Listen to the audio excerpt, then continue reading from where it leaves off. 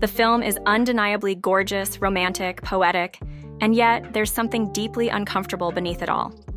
Franco Zeffirelli's 1968 Romeo and Juliet is considered by many to be the most visually stunning, emotionally raw, and faithful to the text adaptation ever made.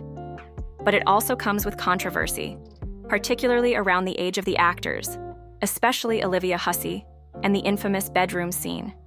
Yep, that scene.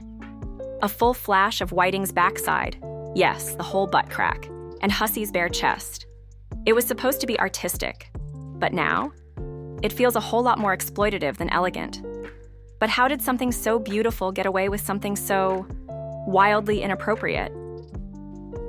Welcome to Real Talk, where we spill the tea on movies and all the madness in between, with wit, sass, and zero sugarcoating. You already know the story, Romeo and Juliet, a tragedy by William Shakespeare. Two teenagers from feuding families fall in love, hard and fast, and drag half the cast to the grave with them. It's the original 3-day situationship from hell. Day 1? Romeo crashes a Capulet party, sees Juliet, and instantly forgets all about the last girl. Balcony scene? Boom, they're in love. Day 2? They secretly get married. Romeo kills Juliet's cousin Tybalt after Tybalt kills his BFF Mercutio, who, by the way, has the best "a plague on both your houses" meltdown in all of Shakespeare. That night, Romeo and Juliet consummate their marriage. Yes, that happens. Day 3? Juliet fakes her death to dodge a forced marriage to Paris. Romeo doesn't get the memo, thinks she's really dead, drinks poison. Juliet wakes up, sees him dead, and stabs herself. 6 bodies count: Mercutio, Tybalt, Paris, Romeo, Juliet, and Lady Montague. So yes, 3 days, 6 deaths, 0 chill. Fun fact: Shakespeare based Romeo and Juliet on a tragic love tale of a pair of ill-fated lovers from Babylon, where 2 young lovers from feuding families are forbidden to be together. They communicate through a hole in their shared wall and arrange to meet near a tomb under a mulberry tree. Thisbe arrives first, and frightened by a lioness, flees, leaving her cloak behind. Pyramus, finding the blood-stained cloak, assumes Thisbe has been killed and kills himself. Thisbe returns to find Pyramus dead and kills herself with the same sword. The core theme? Miscommunication, family feud, forbidden love, the meeting place at night, the bloodied scarf, a tragic misunderstanding. Here's why people still say it's the best version, despite all the controversy: age-accurate casting, raw innocence. This was the first major adaptation to cast actual teenagers. Olivia Hussey was 15, Leonard Whiting was 17. In the play, Romeo was probably 16 while Juliet is 13. That made everything feel more believable. You weren't watching seasoned actors pretending to be naive teens. You were watching actual naive teens falling into love and tragedy way too fast. And Zeffirelli didn't just film a story. He dropped viewers into Renaissance Italy. He used real historical locations, not studio sets. Every balcony, ballroom, and dusty alley felt lived in, not staged. The result? A timeless, painterly look that still holds up 50-plus years later. The music? Chef's kiss. Pure, sweeping romance. The theme, often simply called Love Theme from Romeo and Juliet, is still one of the most emotionally moving romantic pieces in film history. It's soft, sad, delicate, just like first love that never had a chance. Zeffirelli trimmed Shakespeare's language just enough to make it flow, cutting fat, not soul. He reordered a few lines and let the acting do the heavy lifting. There's no over-the-top Shakespearean bombast here, just raw, emotional delivery that makes it feel human, not academic. And the chemistry? Olivia Hussey and Leonard Whiting had undeniable chemistry. You feel the innocence, the love-struck intensity, and their performances, awkward, tender, intense, actually felt like young people in love, not theatrical stand-ins. That's why it was so popular among teens' audience then. There's something jarringly real about their impulsiveness, especially in that wedding night scene and the final death scene. The cultural impact. This adaptation became the Romeo and Juliet for generations. It won 2 Oscars, Best Cinematography, Best Costume Design. It made Shakespeare cool for classrooms. And believe it or not, this was shown in schools around the world. However raw and breathtaking the film may be, there's an elephant in the bedroom, specifically the infamous nude scene. Olivia Hussey was only 15. Leonard Whiting was 17.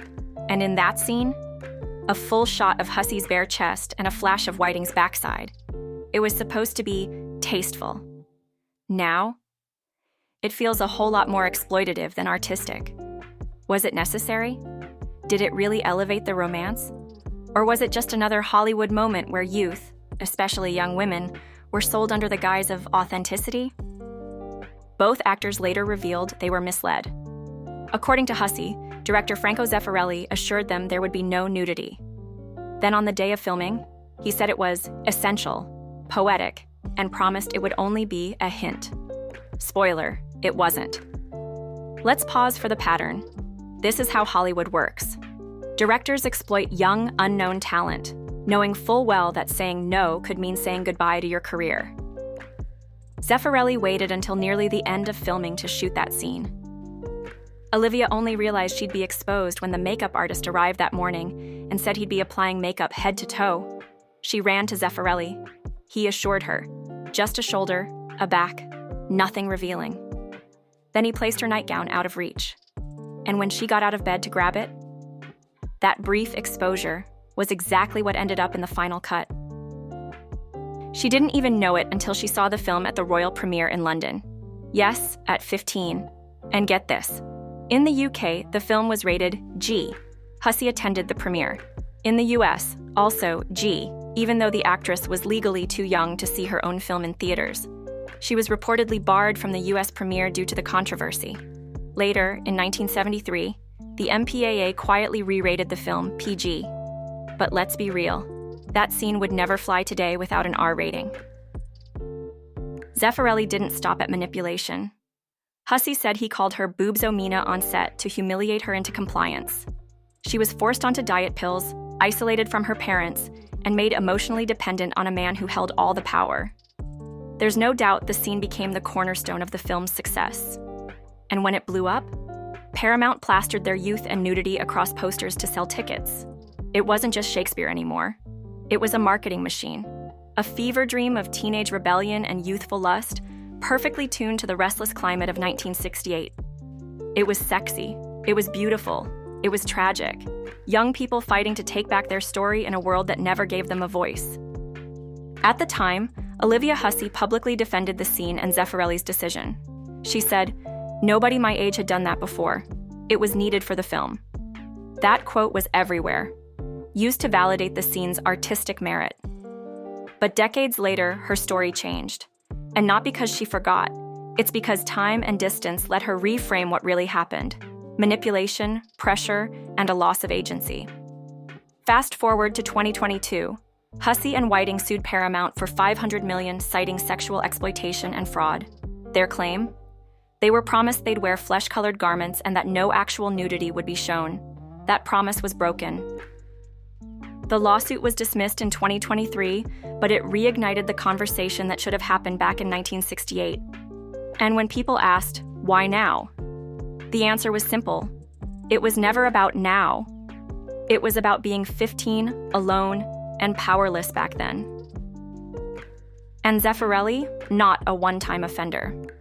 Actor Jonathan Chait accused him of sexual abuse during the filming of Sparrow, 1993. Bruce Robinson, who played Benvolio, also claimed Zeffirelli made sexual advances during Romeo and Juliet, later basing his character Uncle Monty in With Nail and Eye on him. So, with all the controversy and the inappropriate treatment behind Romeo and Juliet, 1968, it's still one of the most visually stunning, emotionally haunting adaptations of all time.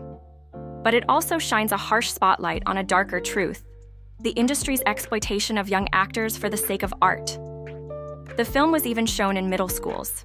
Let that sink in. So yes, it's okay to admire the film's legacy, but we should also question how it got there. Art and abuse don't cancel each other out, but we should never be afraid to call both by their names. While later versions, like Baz Luhrmann's 1996 MTV-style Romeo plus Juliet with DiCaprio, brought modern flair, none have matched the purity, elegance, and emotional gut punch of Zeffirelli's 1968 version.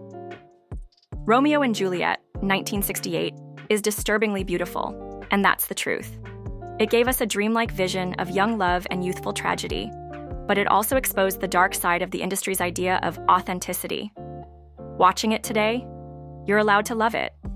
You're also allowed to feel uncomfortable, because beauty doesn't erase exploitation.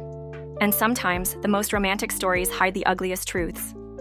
Let me know what you think in the comments, and don't forget to like, subscribe, and stick around for more real talk.